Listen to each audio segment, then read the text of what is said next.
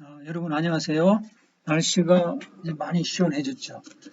어, 이제 코로나도 이제 수도권에서는 지금 뭐 인원이 100명 내외로 계속 지속은 되긴 했지만 소상공인이나 자영업자들이 이제 그 거리두기 강화로 인해서 피해가 커지니까 2단계로 이렇게 내리긴 내렸지만 우리는 뭐 계속 어떤 조심해야 될 것 같아요. 그죠? 계속. 그래서 그 거리두기 준칙도 잘 지키고 또 본인의 뭐손 씻기라든가 이제 기본적인 거, 그 다음에 마스크 끼는 거 이런 걸 철저히 지켜야 될 것 같습니다.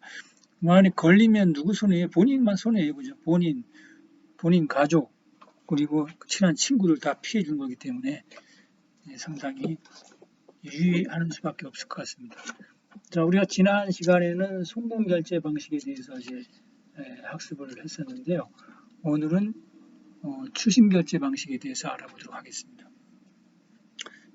추심 결제 방식 특징하고 당사자들, 그 다음에 왜 추심 결제 방식이 어떤 효용성이 있는지, 그 다음에 은행 관련된 거, 그 다음에 추심 결제 방식의 종류와 결제 과정, 그 다음에 추심 방식도 신용장 통일 규칙과 마찬가지로 통일 규칙이 있거든요. URC 522 522. 그리고 이 내용도 우리가 한번 알아보도록 하겠습니다. 그리고 남은 시간은 이거에 도움되는 동영상을 이제 보완으로 보도록 하겠습니다.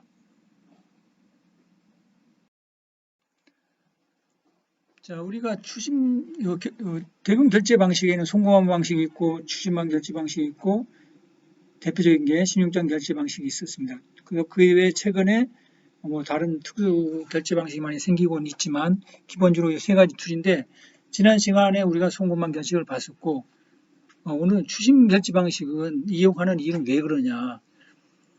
수출상 입장에서 보면은 사후송금 방식이라는 거는 물건을 먼저 보내놓고 돈을 나중에 받는 거죠. 수출상 입장에서는 어떤 사후송금 방식이라든가 또 선적 통지 조건부 결제 방식 이런 것들은 선적을 한 이후에 대금 결제 받는 방식이죠. 선적 조건부는 이거 오타가 났네요. 이것보다는 또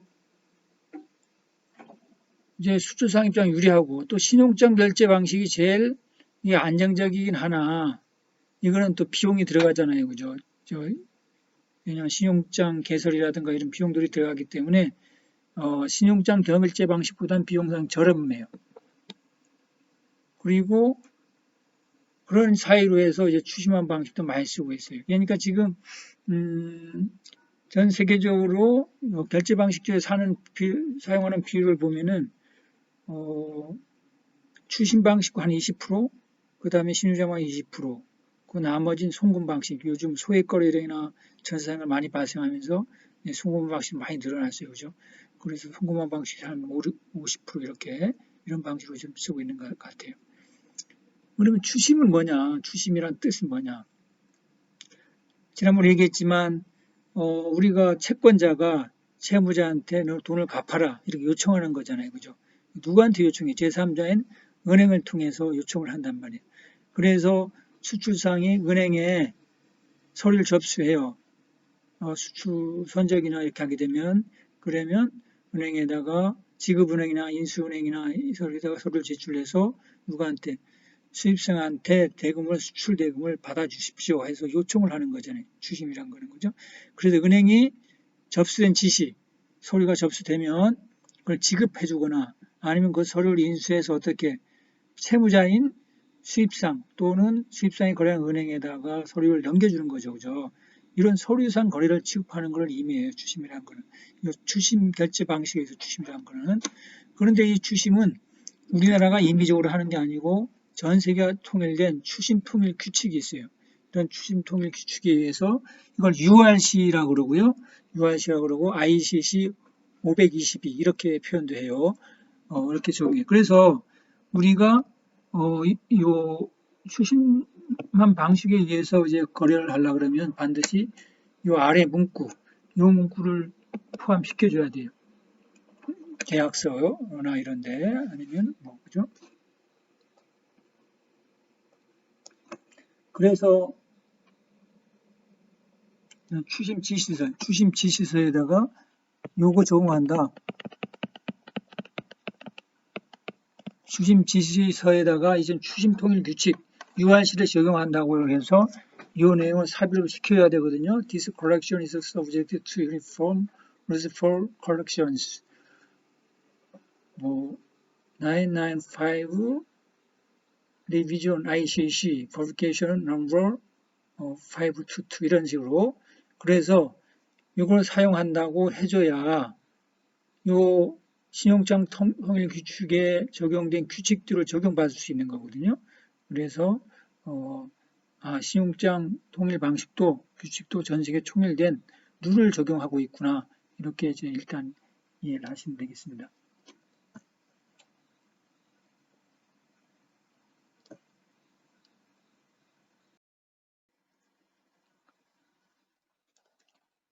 자, 그러면은 추심할 때 아까 서류를 은행에 접수한다 그랬잖아요. 그죠? 채권 자금을. 서류에는 어떤 게 있느냐면 금융 서류가 있고 그다음에 상업 서류가 있어요. 그죠?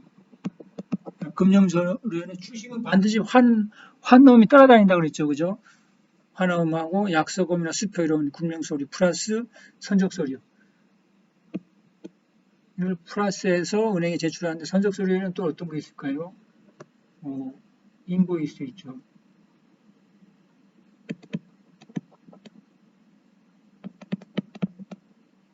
인보이스가 있고 그 다음에 신용장 관련된 거. 그 다음에 또 뭐 있을까요? 보험.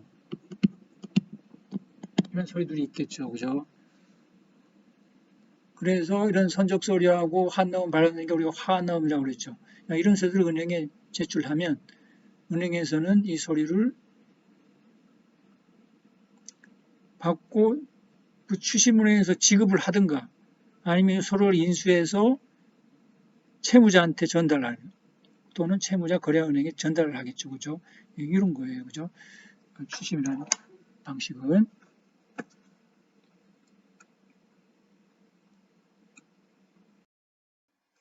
그러면 추심 결제 방식의 특징은 어떤 게 있느냐? 대표적으로 이렇게 보면 우선적으로 5가지로 볼 수 있어요. 환덤을 이용해서 추심하는 거 당연하죠. 그래야 다음에 은행에 지급 이유가 있느냐? 없죠. 이거는 그죠. 신용장 방식은 있지만 추심 방식 은행에서 대금 지급 하격 의무가 없다고 그랬잖아요. 그죠. 그 다음에 또 화환하고 추심 있고 무한 추심 있고 화환 추심은 재화 이런 거 무한 추심 용역 서비스 같은 거. 자, 여기에서 설명을 한번 해볼게요. 자, 추심 방식 특징, 추심 방식은 환음이 발행되고, 그다음 거래은행을 통해서 그 대금을 추심한다는 점에서는 송금 방식과 이제 구별이 되는 거죠, 그죠? 그래서 송금 방식에는 어떤 채무자인 수입상이 수출상에게 그 대금을 송금해 줌으로써 대금 결제가 이루어지는 반면에 추심 결제 방식은 어때요? 채권자인 수출상이 환음을 발행해서 거래은행을 통해서 추심을 함으로써 그 대금을 해소하는 방식이죠. 1번은 이제 그래서 성공한 것과 비교가 되는 거고 추심 방식은 은행이 지급하격이 없어요. 그죠? 은행이 지급하격이 없다.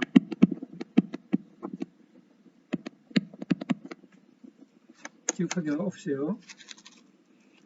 그래서 수집상의 순수한 신용에 의해서만 이루어지는 거래를 얘기합니다. 그래서 은행들은 이런 위임사무의 처리를 위한 중개인 또는 단순히 보조자의 역할만 담당하게 될 뿐이에요. 그래서 지급 책임은 오로지 누구에 있다? 수입상에 있죠. 지급 책임은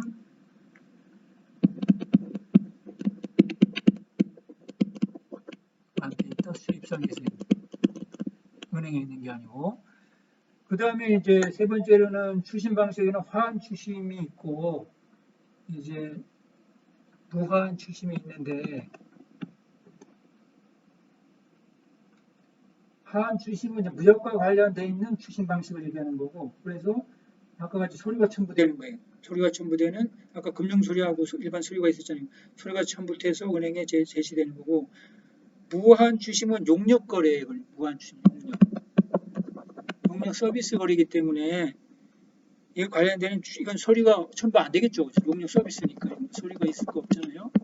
서류가 첨부되지 않는 추심을 의미해요. 무한 추심은 화한 추심 서류가 첨부되는 거고, 무한 추심은 용역 서비스에 관련된 거기 때문에 서류가 첨부되지 않은 거다 이렇게 이해하면 되겠습니다. 그 다음에 추심 결제 방식은 수출상이 유리하나 수입상이 유리하냐 이 내용을 우리가 살펴볼 수 있는데, 자, 수입상의 입장에서 보면 물품 검사나 또는 선적 서류를 심사한 후, 그죠? 또는 물품을 전매한 후에 물건을 받은 후에 대금을 지급하기 때문에 유리하다고 볼 수 있어요. 그죠? 수입상 입장. 자, DP 같은 경우는 물건 검수하자마자 받자마자 바로 결제를 해주고, 아니면 유산수 같은 경우는 또 지급기일까지 기다렸다가 외상으로 했다가 대금 지급하자는 물건이 이미 받고 수입상 입장에서 유리하죠. 그렇지만 자, 수출상 입장에서 보면 물건은 이미 갔어요, 수입상한테. 그래서 DP 같은 경우는 바로 수입상이 물건을 주기로 했지만 수입상이 대금 결제 안 해버리면 방법이 없는 거예요. 그죠? 그 다음 DA 같은 경우에도 지급 기한 내에 이제 대금을 결제해줘야 되는데 또 수입상이 그때 자금 사정이 안 좋다든가 뭐 회사가 어려워진다고 이래가지고 대금 결제 안 해버리면 이거는 대금을 못 받을 수 있는 거거든요. 그렇죠. 신용장 방식 같은 경우는 은행에서 수입상이 대금을 지급하지 못하더라도 은행에서 지급 확약 의무가 있기 때문에, 즉 은행에서 보증을 서기 때문에 대금 결제에 문제가 없지만 신용장 추심하는 방식은 이제 그런 게 안 돼 있다는 거죠. 그죠? 자, 그런 거. 그래서 수입상에 유리하고 수출상에는 불리하다고 얘기하는 거고요. 그 다음에 이건 URC가 적용된다. URC 5둘둘. 5둘둘이 적용된다. 신용장 통일규칙 적용된다.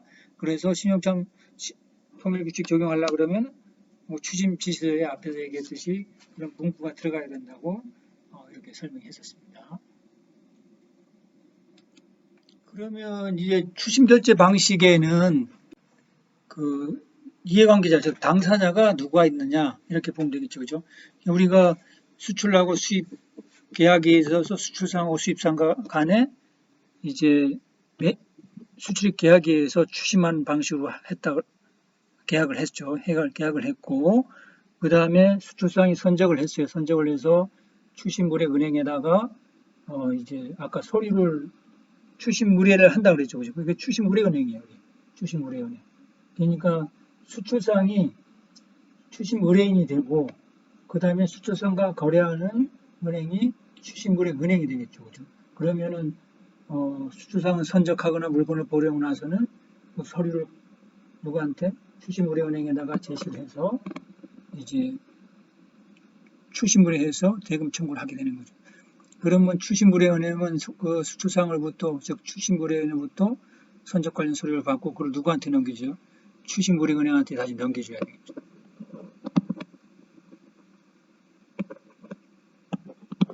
넘겨주면 추심의뢰은행은 상대국 은행의 추심은행이에요. 추심은행.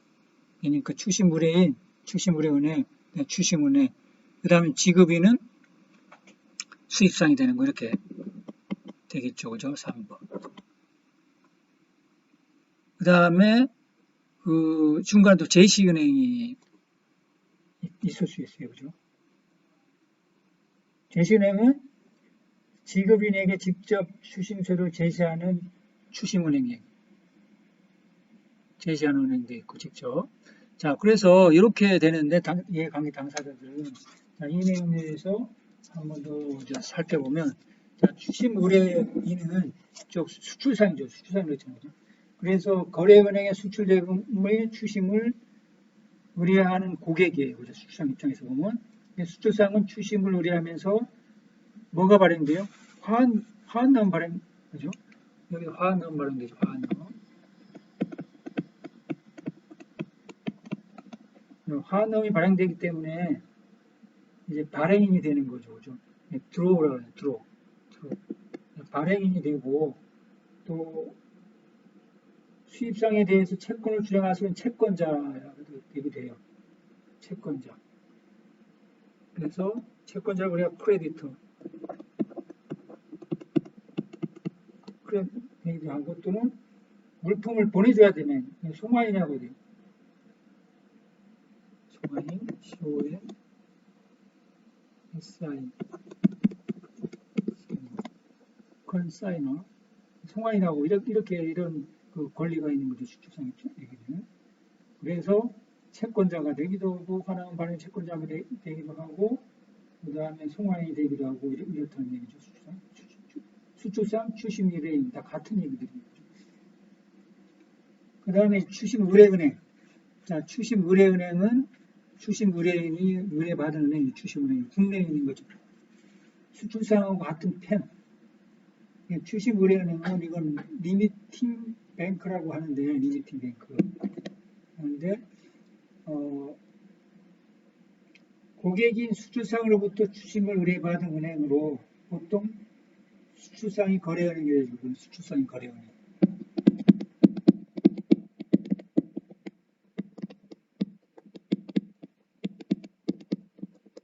수출상이 거래은행이 돼요. 그래서 추심의뢰은행은 수출상이 제시된 화환음이 제시되면 수입상이 소재하는 한겨레 은행 앞으로 이제 송부를 해주면 되는 거죠. 2번 송부를 해주는 거 되는 거고, 그래서 송부하면서 추심을 의뢰하게 되죠. 화환음을 추심은행한테 보내겠죠. 그러면 이제 추심은행은 상대부 수입상의 거래은행이 추심은행인데, 여기서 수출지 추심의뢰은행부터 송부된 화환음과 추심지시서, 그죠? 여기서는 화환음하고 그리고 추심지시서. 화환음하고 추심지시서를 수입상에게 제시해가지고 수입대금을 징수하는 은행, 그죠? 요 화환음하고 수입지시서를 두고 지급인한테 제시해서 이제 대금 결제를 이제 받는 은행 말하죠. 그리고 추심은행은 추심의뢰은행을 제외한 어떤 은행이라도 관계없지만 이 은행은 어디까지나 추심의뢰은행의 지시에만 따르죠. 그죠? 추심의뢰의 지시에만 따르며 어음이 지급에 대해서는 어떤 책임도 하나도 없어요. 그죠? 자, 지급인은 수입상이죠. 그러니까 채무자이기 때문에 어떤 추심 지시서에 의해서 어음이 제시를 받게 되는 당사자고, 그래서 어떻게 돼요? 수입대금을 지급해야 할 채무자예요. 그래서 신용장 하에서 발행되는 화환어음이 지급인은 일반적으로 발행은행이지만 추심 결제 조건인 경우에는 지급인은 수입상이 되는 거예요. 그죠? 이렇게 되는 거고. 그 다음에 제시은행은 뭐냐면은, 제시은행은 지급인에게 직접 추심조를 제시하는 추심은행, 이것도 추심은행이거든요. 이것도 직접 제시를 해요. 즉 제시은행은 추심은행 중에서 서류나 화환음을 송부받아 지급인에게 직접 제시하는 은행을 얘기하는 거예요. 그러니까 추심은행 말고 직접 서류 제시하는 데 있죠. 예를 들어서 추심의뢰은행이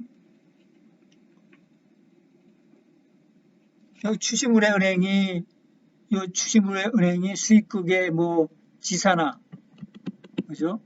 뭐 이렇게 있을 경우에는 지사, 그죠?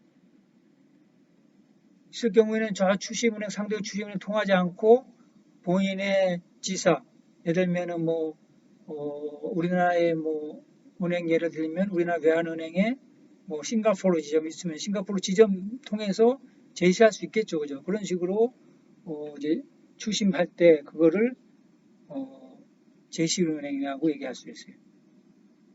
당자 계정이 있잖아요, 그죠? 자기 예를 들면은 아까 예를 들었지 외환은행의 싱가포르 지점이라 그러면 싱가포르에 이제 예금 계정이 있기 때문에 이게 제시은행으로 이제 할 수 있는 거죠. 바로 추심은행 안 통하고 바로 제시은행을 통해서 수입상에게 지급인에게 추심 지시를 할 수 있다는 얘기예요. 그죠? 이걸 우리가 제시은행이라고 한다. 이렇게 보면 되겠습니다.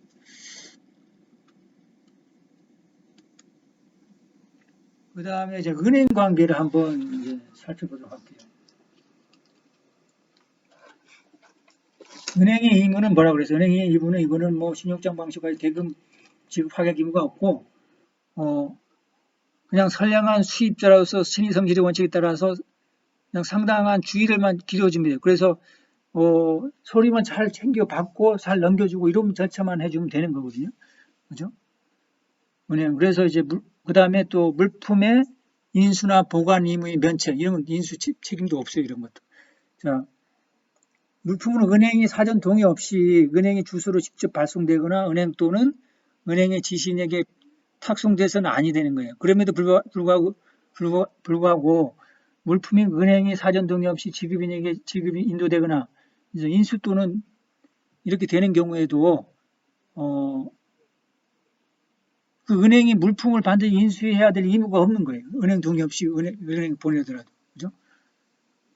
또 그 물품을 발송할 의무도 없어요. 그러니까 은행에 동의 없이 은행으로 물품이 이제 보내진다 그래도 은행에서는 그거 물품을 인수하거나 보관할 책임이 없고 또 그거를 또 다시 돌려줄 의무도 없다는 얘기, 다 면책이라는 얘기죠.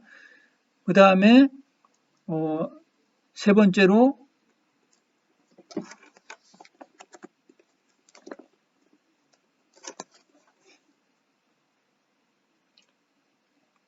추심의뢰은행이 의뢰인의 지시를 이행하기 위해서 어떤 다른 은행의 서비스를 이용해서 하는 경우에도 은행은 그 추심 의뢰인의 비용과 위험 부담으로 일을 행한다는 얘기예요. 추심 의뢰인의 비용으로 이런 위험 리스크를 갖는 거지 은행은 아무 책임 없다는 거죠. 이런 것들도.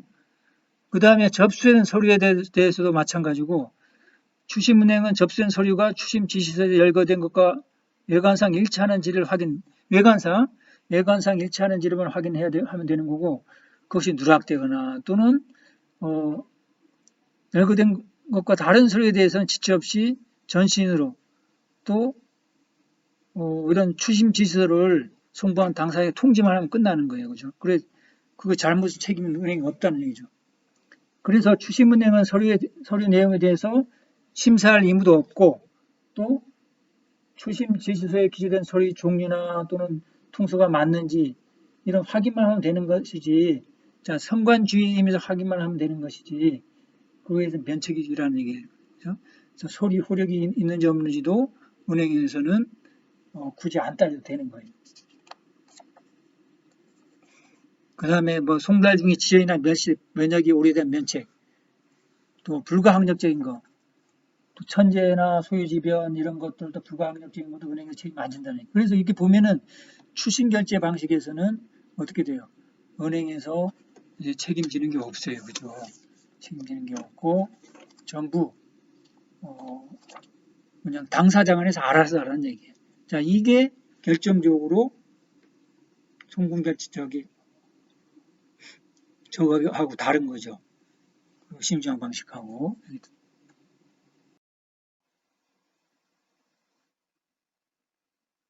자, 이게 보면 은행이 면책에서 나오죠.